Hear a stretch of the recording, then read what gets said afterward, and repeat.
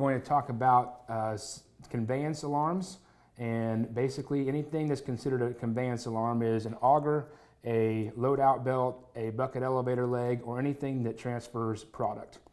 In some cases, the sensors on these pieces of equipment can foresee any problems that you may have, or the sensor might be bad itself. So you have two sensors. You have a bin full sensor, and this is on your chain paddles and your bucket elevator legs. And basically what happens is product builds up and is on this face, and once this face presses in, it stops your system. There's a couple different causes. One is actually there is something plugged in the system, and the product has built all the way back and pressed on this diaphragm.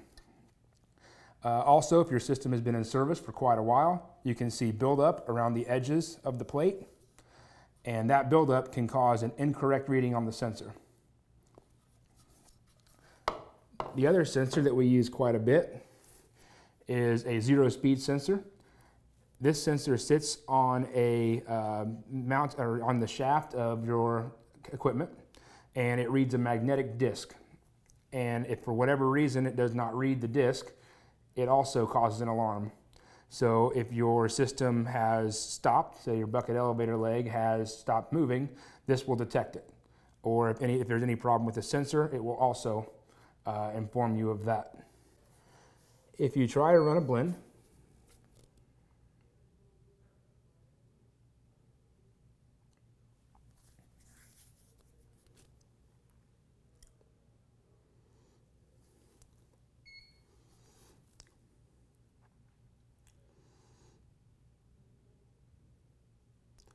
you're going to see in the top of your screen, it says say alarm conveyance.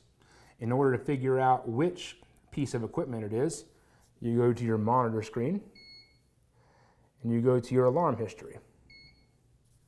In this case, it tells us that it is our load-out speed sensor. To clear this error, you simply exit out of the alarm history screen. And once you've found the problem, you use your reset alarm button.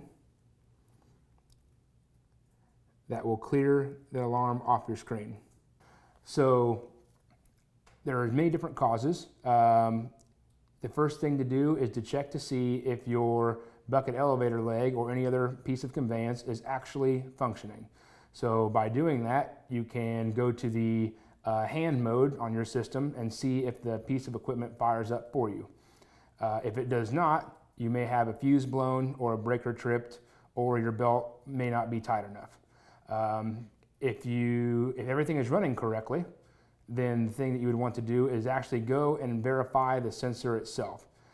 Sometimes they can unscrew themselves from the shaft, or different situations there. So if you see your sensor and it's all of a sudden lying on the ground, you have to reconnect it.